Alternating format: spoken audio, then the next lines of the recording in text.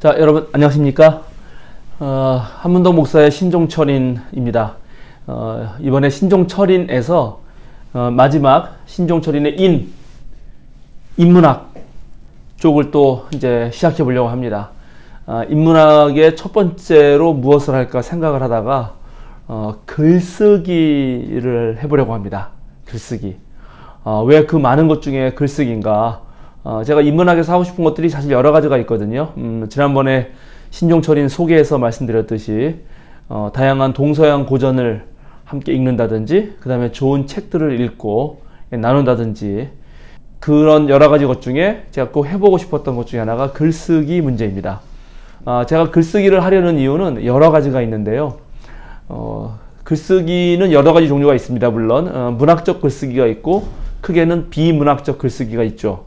문학적 글쓰기는 여러분 아시는 대로 정말 작가가 되는 거죠. 수필을 쓴다든지 에세이를 쓴다든지 아니면은 뭐 시나 소설까지, 또는 요즘에 그 드라마가 워낙 인기가 많으니까 드라마 작가 지망생들도 많을 것입니다.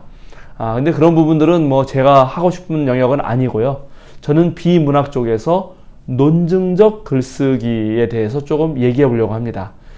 글쓰기는 기본적으로 훈련을 하고 많이 또 연습을 하다 보면은 맨 처음 쓸 때는 어렵지만 그 훈련 속에서 단기간 내에 글 쓰는 그 능력을 쉽게 향상시킬 수 있는 부분 중에 하나입니다. 물론 매우 고급 글쓰기는 오랜 시간이 걸릴지 모르지만 글쓰기에 대해서 기본을 알면은 자그마한 훈련 속에서도 뭐랄까요, 되게 금방 훨씬 글이 유려해지고 잘 다듬어지고 논리 정연해지는 것을 볼 수 있습니다.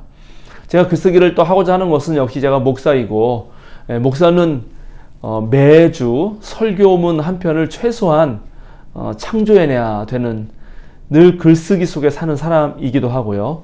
또 제 후배 교역자들도 늘 앞으로 글을 써야 되고, 또 설교뿐만 아니라 여러 군데에서 늘 원고를 요청받을 때가 많이 있습니다. 그래서 일단 글쓰기를 하나 하고 싶은 마음도 있고, 또 이제 제 큰아이가 중3이 됩니다.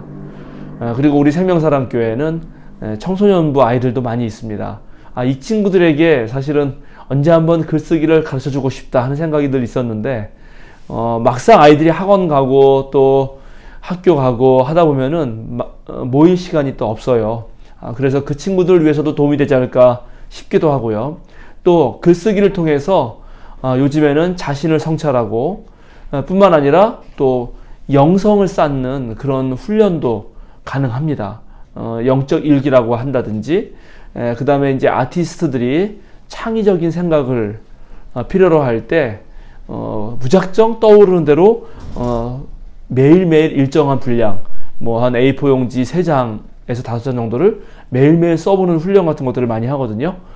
아티스트 웨이라는 책이 있는데 그런 책에서 잘 소개하고 있습니다만, 그런 글쓰기 훈련은 자기 치유에도 무척 큰 도움이 됩니다. 그래서 무척 다양한 글쓰기가 가능하겠지만은, 그렇게 글쓰기 훈련 그 자체가 사람의 사유하는 능력과 또 논리적 사고력 등을 많이 키워주기 때문에 제가 글쓰기를 이제 시작해 보려고 하는 것입니다. 글쓰기를 시작하면서 여러분에게 한 권의 책을 소개시켜 드리고 싶은데, 그것은 글쓰기에 관한 책은 아닙니다. 글쓰기에 관한 책은 글쓰기 강좌를 마치고 마지막에 제가 참고했던 책들을 몰아서 한번 말씀드릴 테고요. 지금 오늘 여러분에게 소개해 주고 싶은 책 중에 하나는 최고의 교육이라는 책입니다. 최고의 교육이라는 책의 이 제목을 보니까 4차 산업혁명 시대 미래형 인재를 만드는 이라는 수식어가 붙어 있습니다. 4차 산업혁명이라는 것은 1차, 2차, 3차와 비교했을 때 가장 큰 차이가 뭐겠는가? 결국 모든 기술의 발달, 과학 문명의 발달은 인간의 몸이 편하고자 하는 것이거든요. 그러니까 인간의 몸의 확대라고 할 수 있습니다. 그러니까 인간이 예를 들어서 힘을 써서, 몸을 써서 일을 했다면 이제 대신 기계가 힘을 써주는 거였죠. 인간의 한계를 극복하려는데 과학기술이 발달했습니다.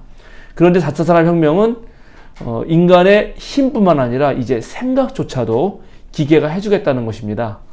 이것은 분명 우리 사회에 엄청난 변화를 가져오게 될 것이고, 또 기계가 사유하는 방식과 인간이 사유하는 방식의 차이로 인해서 서로 잘 협력하면 엄청난 시너지 효과를 일으킬 텐데, 그것에 잘 적응하지 못하면 상당히 삶이 어려워질 수도 있습니다.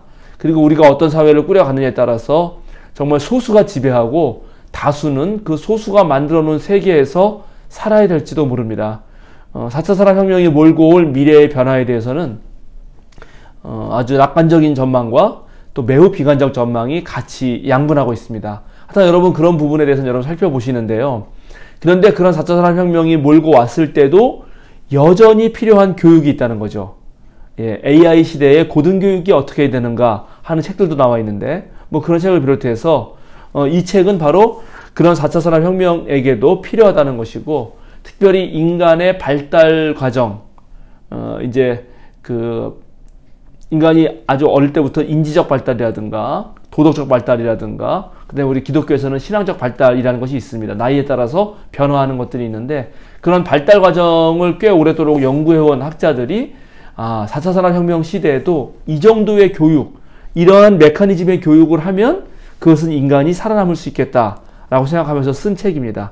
이 책에서 말하는 것 중에 하나가 뭐냐면은 6C라는 것입니다. 6C. 제가 오늘 요거를 좀 설명해 드리고 제가 글쓰기와 연결지어서 말씀드리고 싶습니다.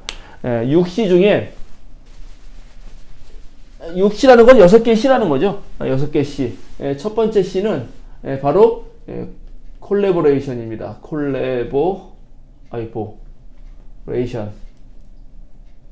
그죠? 콜래보레이션. 콜래보레이션이 뭐죠? 콜래보레이션은 협력이라는 것이에요. 협력. 그러니까 앞으로 아무리 기계가 발달해도 인간은 여전히 기계랑 협력하든 인간이랑 협력하든 협력을 해야 된다는 것이죠. 이 협력이라는 말은 무척 중요합니다. 여러분이 혹시 관심이 있어서 그 호모 사피엔스 같은 책들 그거는 누구예요? 유발 하라리의 그 책들을 읽어 보셨을 텐데 유발 하라리 같은 사람들은 이제 오랜 그 진화 생물학 또는 진화 심리학 그리고 빅 히스토리 같은 학문의 도움을 받아서 쓰는 책인데 그래서 그런 진화 생물학이나 진화 심리학이나 또 생물 인류학 같은 책들을 보면은 지금 현재 호모 사피엔스 즉 슬기 인간이 지구상에서 만물의 영장이 될 수 있었던 가장 큰 이유 중에 하나는 협력 때문입니다. 협력. 그래서 협력할 줄 아는 인간을 만드느냐 못 만드느냐가 앞으로 우리 사회에서 무척 중요해지죠. 옛날에는 한 명이 잘나가지고 모든 것을 할 수 있었을지 모르지만 지금처럼 지식 정보가 엄청 다양하고 복잡한 시대에 도대체 한 명의 천재로 모든 것을 감당할 수는 없습니다. 그래서 협력이 중요한데 이 협력이라는 말 한마디만 기억하면 나머지 5개의 C를 유추할 수 있습니다. 여러분 잘 생각해 보세요. 자, 협력을 하려면 어떻게 해야 되죠? 협력을 하려면 서로 말이 통해야 됩니다. 그러니까 두 번째 C는 뭐겠어요? 커뮤니케이션이겠죠. 커뮤니케이션.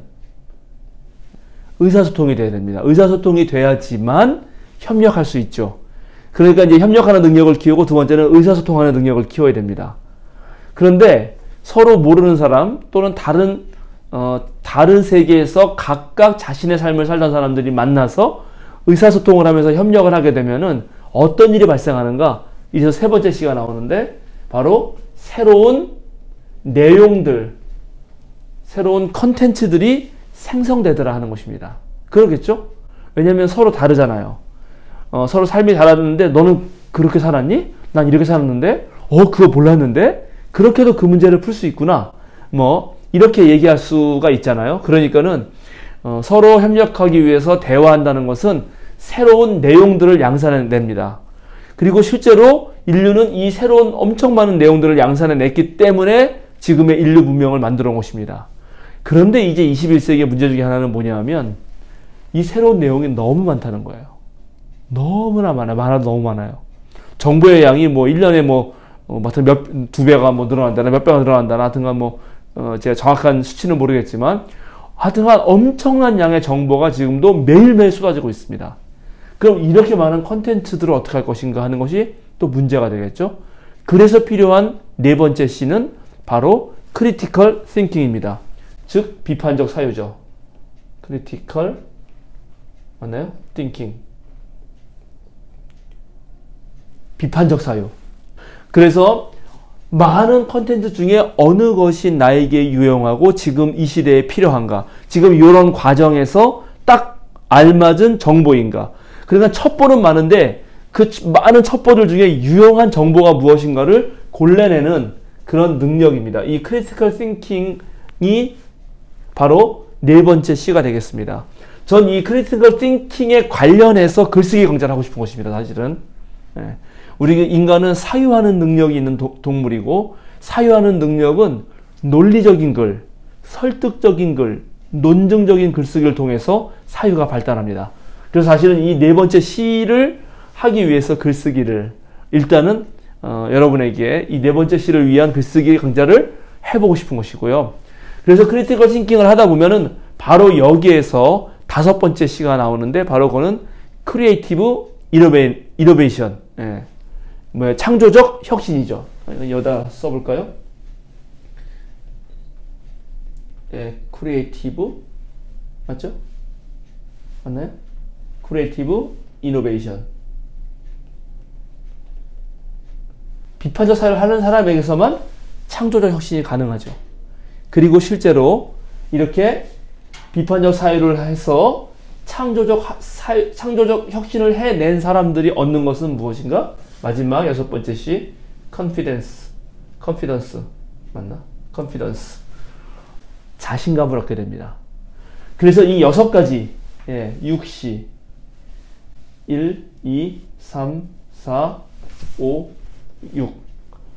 여섯 가지의 능력을 키워낼 수 있다면, 그리고 이 여섯 가지는 지금 제가 말씀드린 대로 사실은 연결고리를 가지고 있어요. 그래서 외우기도 쉬워요. 그래서 이 여섯 가지를 계속 키워낼 수 있다면 그 사람은 4차 산업혁명 시대에도 살아남는다 하는 것입니다. 이 중에 바로 네 번째 크리티컬 띵킹, 비판적 사유를 위해서라도 논리적인 글쓰기는 무척 중요한 훈련이 된다. 그래서 제가 이거를 좀 우리 후배들에게 또는 제 신종철인에 관심 있는 분들에게 함께 글쓰기를 해보자고 초청하는 것입니다. 자, 그러면은 오늘은 이제 신종철인에서 인문학의 첫 번째 강의인 글쓰기 강좌가 어떻게 진행된다 하는 걸 알려드렸고요. 진짜 이제 글쓰기 강좌는 다음 주부터 계속 이어서 이것 또한 성서를 보는 눈처럼 한 주에 하나 정도를 제가 이제 자료를 한 책 여러 권을 가지고 아주 요약 정리해서 만들어 놓은 자료가 있습니다. 그 자료를 중심으로 여러분에게 보여드리면서 하나씩 강의해 나가겠습니다. 여러분 감사합니다.